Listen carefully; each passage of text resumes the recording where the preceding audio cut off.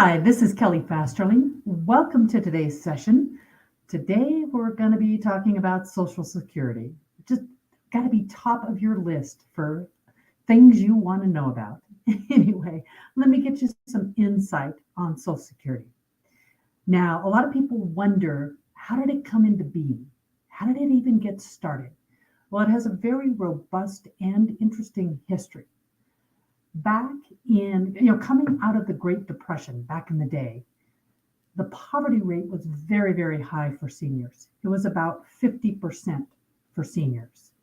So in 1935, coming out of the Great Depression, a law was signed into action to really design that supplemental retirement for folks, especially all these seniors that were just not in good financial shape at that point in time.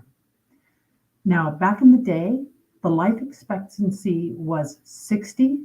So most people were not living long enough to collect Social Security.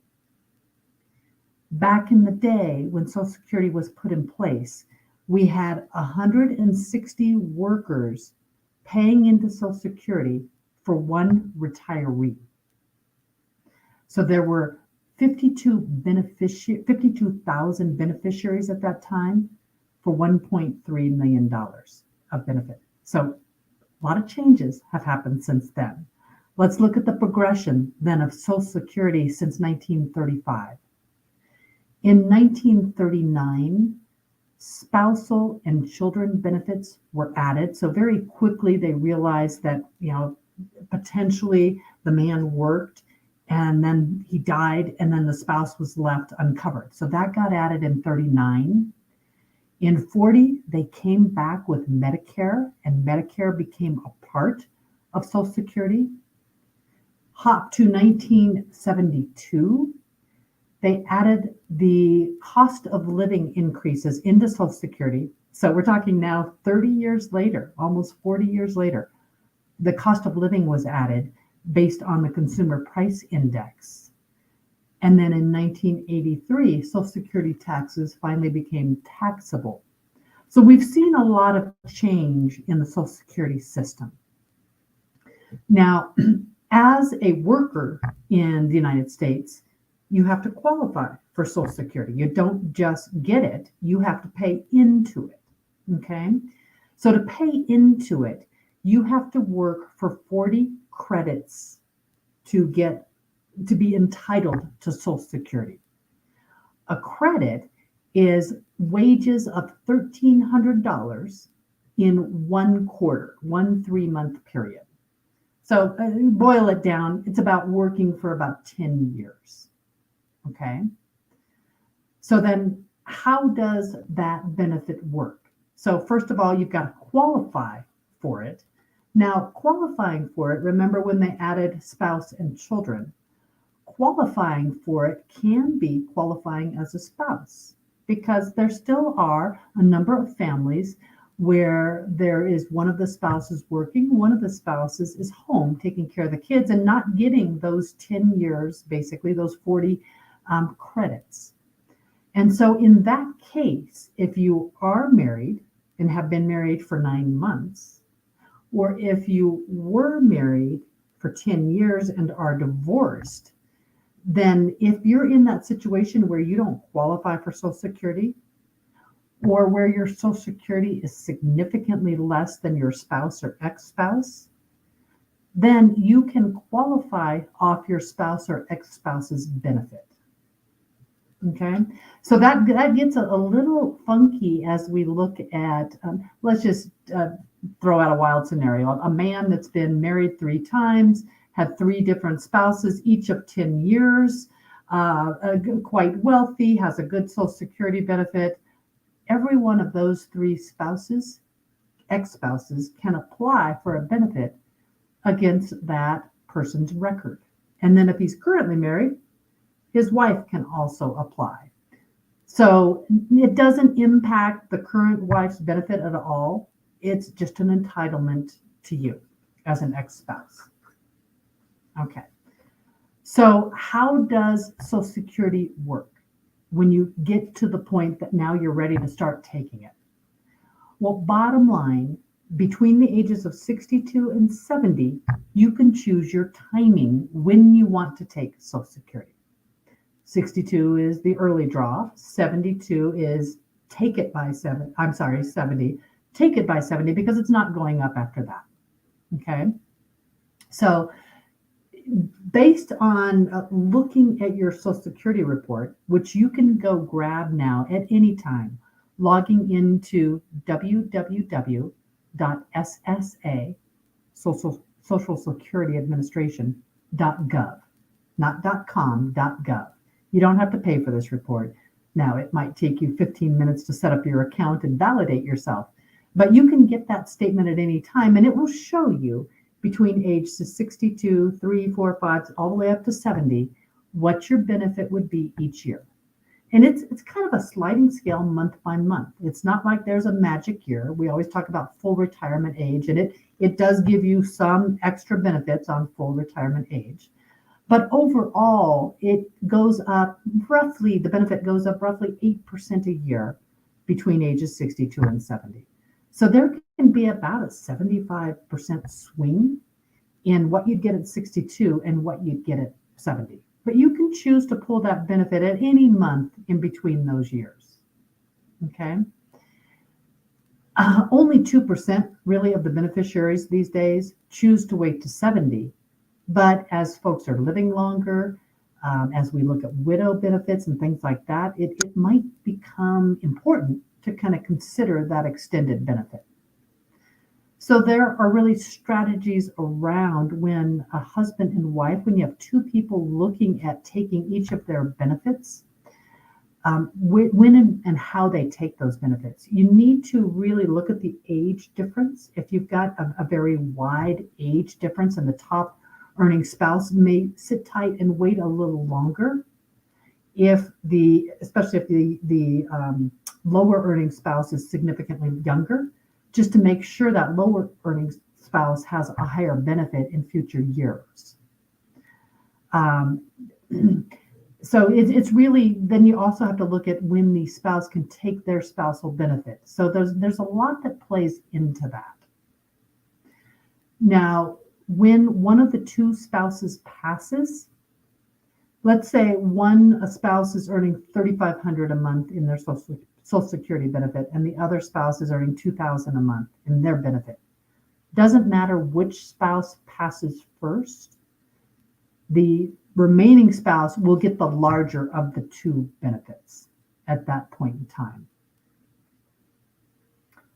Let's see. So also so we talked a little bit about the divorced spouse and when they pass. So we've got all of that. Now, what factors should you consider when you're talking about Social Security and when you're going to take Social Security and what that timing looks like?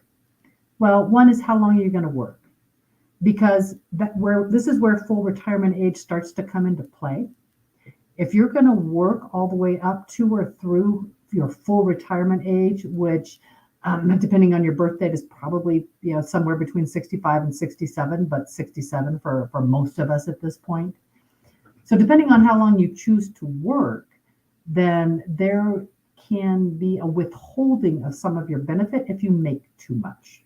So that's where you want to really talk to a financial professional to look at if it's worth taking it early, if it's going to get withheld. Now, if it does get withheld, it adds back into your total benefit. It's not a total loss, but why take it early? Why not let it increase for you? The other piece that comes into play, and this is the question I ask that nobody can answer, is your life expectancy. Now, they're saying more and more it's not heredity based, but it's more lifestyle based.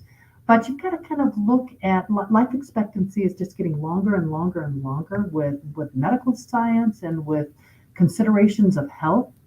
And so there is some sort of break-even point on when you start pulling Social Security and how long you expect that you might live. There's a break-even point there that says, should I take it a little bit earlier or maybe take it a little bit later? The other major piece that I find as I look at folks' cash flow and assets going through retirement truly is the impact of not taking Social Security. A lot of folks that I work with are retiring earlier than their full retirement age. They're maybe retiring at 60, at 62, at 64, and they're looking at that bridge to when Social Security starts. And if they have some sizable investment assets, we can kind of run a schedule that says if you take Social Security early and don't have to pull that out of your assets, there might be a benefit than waiting and letting Social Security grow. So we can run an analysis on that, but you really need to look at the impact of your investment assets if you're pulling from your investment assets because you're not taking Social Security early. So good to evaluate that. Another factor in considering the timing, again, is your spouse. So if you're the primary wage earner and your Social Security is significantly higher than your spouse's, you want to maybe consider the widow benefits and how that will play out over time, especially if longevity is in play and there's a big age gap there. So again, we have software that can kind of calculate that optimal timing on when to take Social Security based on all of these different factors. It's not as straightforward as it might appear to be. Now, other people ask me, with everything going on, will Social Security be there for me? Well, let's look. When we looked previously, when Social Security was put in place, 52,000 beneficiaries taking a benefit of 1.3 million. Today, there are 60 million beneficiaries taking a benefit of $886 trillion. Big difference. Life expectancy today, 78, 80, 85, compared to 60 back when Social Security was put into place. When they put Social Security in place and said you could take your benefit at age 62, they didn't expect most people, half the people were going to live that long. That's not the case anymore. Back in the day, we had 160 workers feeding one retiree. Today, we have 3 workers feeding one retiree on Social Security. That has completely changed the game. Now, the poverty rate for seniors has dropped, so Social Security has done its job. The poverty rate dropped from 50% back in 35 to 9.5% now. But with that said, 34% today of our workforce relies on Social Security 100%. A third of Americans taking Social Security rely on Social Security for 100% of their income. So as of 2020, there's really less money coming in than going out to Social Security. Now, back in the day, they put together a fund, a Social Security fund. And at this point, that trust fund is very, very close to being depleted. It's been a while, but it's very, very close to being depleted. So some changes are going to need to be made to Social Security or to the way Social Security is funded. If no change is made, it's inevitable that we will have a reduction in Social Security benefits. Now, it doesn't mean Social Security benefits go away. With current math, the reduction 20 to 25% of benefit if nothing changes. Okay. Now, will our Congress let that happen? Or will they maybe consider some potential changes? Anything from adjusting the full retirement age. We've seen it shift from 65 to 67. Will it go up higher? Eligibility to taking Social Security, it's at 62 now, based on longevity, life expectancy, people, the workforce, will that change? Would they reduce the cost of living? I don't know. We'll see kind of what action they choose to take, but it's a given that something's going to have to happen. There's been a lot of spend in the economy, a lot of growth in the debt for America, and Social Security and Medicare are 2 of those entitlements that carry a lot of need. And so something will need to change, or something will change just because. So anyway, that's some basics on Social Security. If you'd like that report run where we can kind of look at what Social Security looks like and when and how you should time your benefits, feel free to reach out to me at any time. Love to discuss. So that's it for today. You take care and have a great day.